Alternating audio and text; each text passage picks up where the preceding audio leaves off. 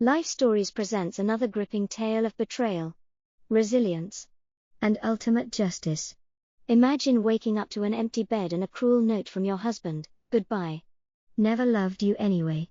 But what if, instead of heartbreak, you felt satisfaction, because you saw it coming?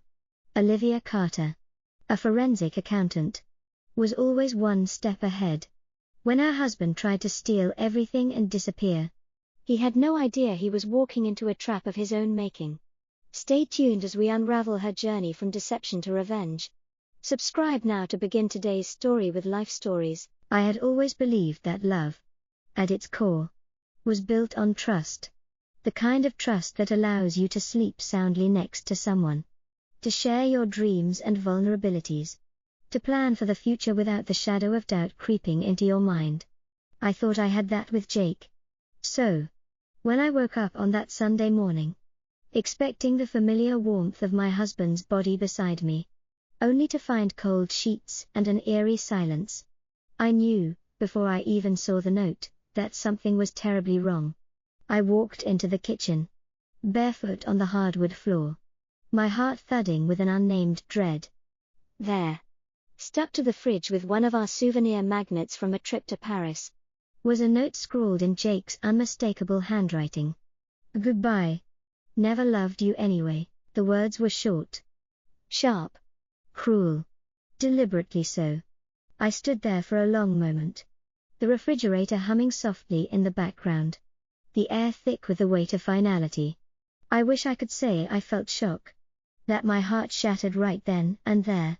But the truth was, I had been expecting this, perhaps not in such a theatrical, heartless form, but I had seen the warning signs. Because while Jake thought he had been planning his escape in secret, he had forgotten one crucial thing. He was married to me, and I was not the kind of woman who let things go unnoticed. For the past 3 months, I had watched him change. At first, it had been subtle, the sudden interest in our retirement accounts after years of indifference, the hushed phone calls he thought I wouldn't hear, the way he minimized his browser window the moment I walked into the room. I had seen all these behaviors before, not in my personal life, but in my professional one. I was a forensic accountant.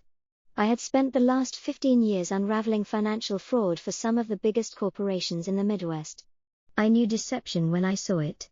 And Jake, for all his charm and arrogance, was no criminal mastermind.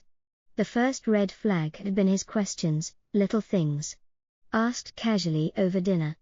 How much do we really have saved up? What would happen if someone withdrew a large amount at once? Do banks notify both account holders for transactions? At first, I had played along, giving nonchalant answers, observing him carefully. Then, I started digging. Not out of paranoia, no. By then, I already knew.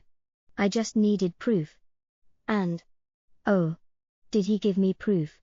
Every hidden purchase, every transfer he thought he had concealed, every attempt to reroute our savings, I saw it all. I documented everything. Screenshots, bank statements, timestamps. I compiled them neatly into a folder on my laptop labeled "just in case." The night before he left, he had kissed me on the forehead. I remembered that now. A soft, lingering kiss. One that might have seemed tender if I hadn't known better. It wasn't a goodbye laced with sorrow. It was a victory kiss. Or so he thought. But here was the thing. While he had spent months planning his grand escape, believing he was 10 steps ahead, he had no idea that I had already outmaneuvered him. I had moved our money to a protected account weeks ago. I had flagged our shared credit cards for unauthorized transactions. I had spoken to my lawyer, arranged contingencies, and prepared for every possible scenario. So when the fraud alerts started flooding my phone that Monday morning, declined transactions, frozen accounts, failed withdrawal attempts, I smiled. Jake must have panicked when he realized he couldn't access the funds. Maybe he had counted on me to be too devastated to react quickly, to be so consumed by heartbreak that I wouldn't notice him siphoning away what was left. But he had underestimated me. My phone buzzed again. Another failed withdrawal attempt. And then, minutes later, a call from an unfamiliar number. I answered, keeping my voice steady. Olivia? The voice was frantic. Female. Yes. Who is this? It's Kelly. Jake's sister. He promised me the rent money. And now the bank says the transfer didn't go through. He said he took care of it. He said, I let her talk. Let the panic rise in her voice. Let her believe I was hearing this all for the first time. He did what? I asked. My tone perfectly measured. She continued to rant. Oblivious to the fact that I wasn't the stunned, betrayed wife she assumed I was. She had no idea that I was already 10 steps ahead of Jake. By the time I hung up, my mind was clear. Jake thought he had won. He had no idea he was walking straight into a trap of his own making. The thing about betrayal is that it doesn't happen all at once. It seeps in slowly. A quiet erosion of trust. Until one day, you wake up and realize that everything you believed was a lie. As I sat in my office that morning, my phone still buzzing with fraud alerts, I found myself feeling something unexpected, not heartbreak, not anger, but satisfaction. Jake thought he had executed the perfect escape. He must have imagined himself somewhere far away, draining our accounts with ease, slipping into a new life without consequences. But instead, he was stranded, watching every attempt to access his stolen fortune fail spectacularly. I leaned back in my chair, staring at the folder labeled just in case. I had gathered everything. Months of evidence. Every withdrawal. Every purchase. Every attempt to cover his tracks. And now, the final pieces of the puzzle were falling into place. I didn't have to wait long before the next call came. Olivia. It's Sarah. You need to see this. Sarah had been my colleague at the forensic accounting firm for years. She was sharp, methodical, the kind of person who noticed the details everyone else missed. And judging by the urgency in her voice, whatever she had found wasn't small. Come to my office, I told her. Now, minutes later, she arrived, clutching her phone like it held a live wire. I was going through an unrelated case this morning, fraud investigation across multiple states. And look at this, she turned her screen toward me. And my stomach dropped. There, in black and white, was a name I knew all too well. Jake Reynolds. Not as a victim. Not even as a witness. As a suspect. My mouth went dry as I scrolled through the documents. Different names. Different cities. But the same pattern. The same charming man who made women feel special. Secure, until he wasn't there anymore. He's done this before, I whispered. Sarah nodded grimly. More than once. More than twice. Olivia. We found at least 3 other cases that match this mo. He gets involved with successful women. Gains access to their finances. Then disappears with their money. And get this, his last wife? Rachel Evans. In Dallas, Rachel Evans. The name rang in my ears. My hands were already dialing before I could process what I was doing. Rachel answered on the second ring. Who is this? Her voice was wary. Defensive. My name is Olivia Carter, I said. I think we have something in common. A pause. A sharp intake of breath. Jake, she said. Yes. I confirmed. Or whatever name he gave you. Silence stretched between us. Heavy with unspoken understanding. Then she let out a humorless laugh. I've been looking for him for 3 years, she said. And just like that, the missing pieces clicked into place.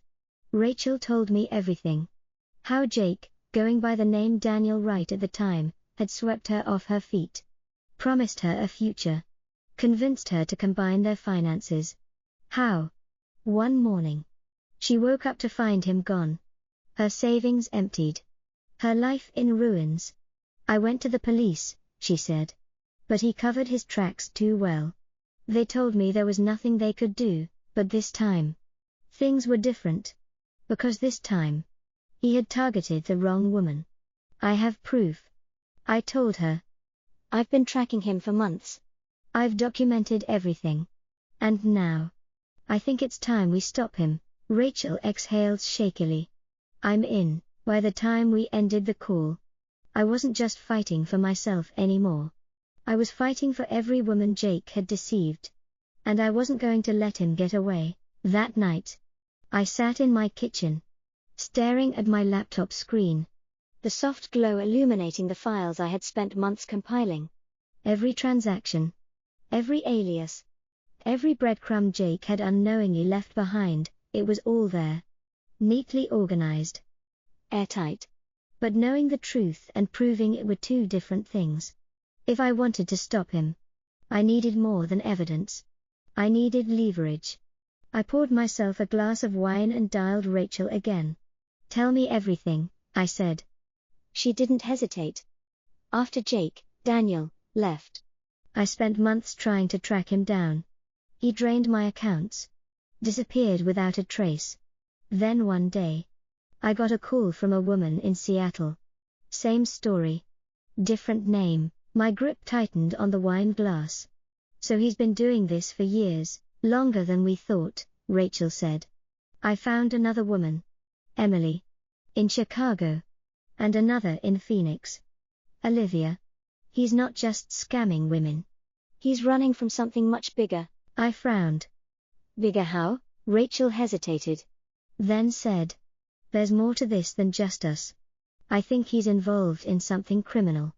Not just identity theft, something on a much larger scale. My pulse quickened. I knew Jake was a fraud. I knew he had stolen from me. But if what Rachel was saying was true, he wasn't just a conman. He was a fugitive. I glanced at the folder labeled just in case. I already had everything I needed to destroy him financially.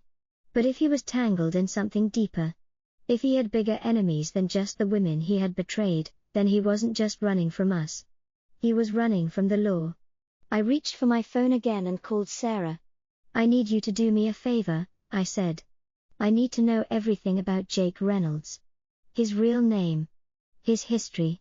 Any criminal record. Any investigations, anything. Sarah didn't even ask why. Give me a few hours, she said. While I waited, I scrolled through my text messages. Through old photos of Jake and me. In some of them, he was smiling. His arm draped around me like he belonged there. Had any of it been real?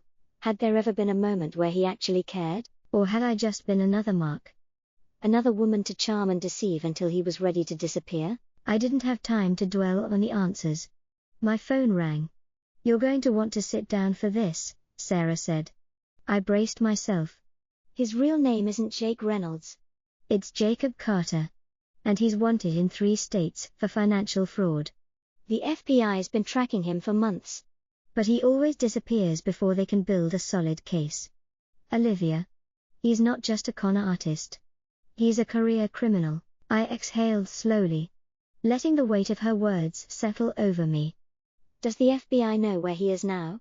No, Sarah admitted. But we do. I knew exactly where Jake was hiding.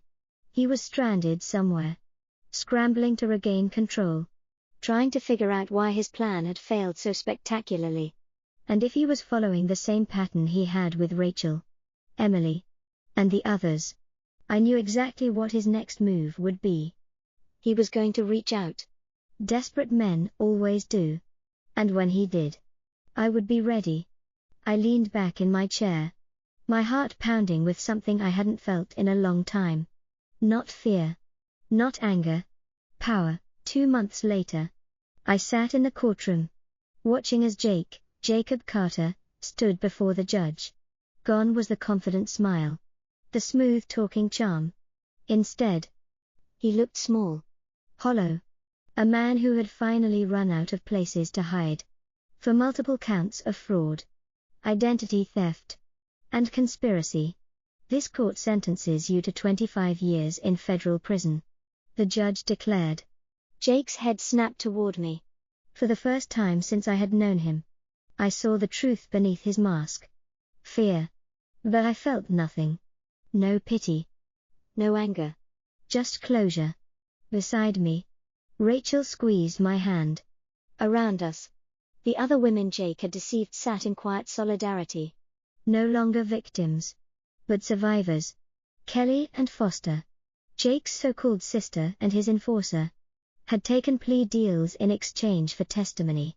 In doing so, they had exposed his entire operation, decades of fraud spanning multiple states, multiple identities, and millions of dollars stolen. And now, it was over. Outside the courthouse, the crisp autumn air felt lighter. As I stepped onto the sidewalk, Agent Morrison caught up to me. "You ever think about working with us?" she asked. "We could use someone with your skills," I smiled. "I'll think about it." 6 months later, I stood at a podium, speaking to a room full of FBI analysts, training them on financial fraud detection. Jake had spent his life taking from strong women. In the end, he had created something he never expected, a network of survivors, now working together to take down men like him. And that, I realized, was the best revenge of all. Subscribe to Life Stories for more incredible real-life experiences.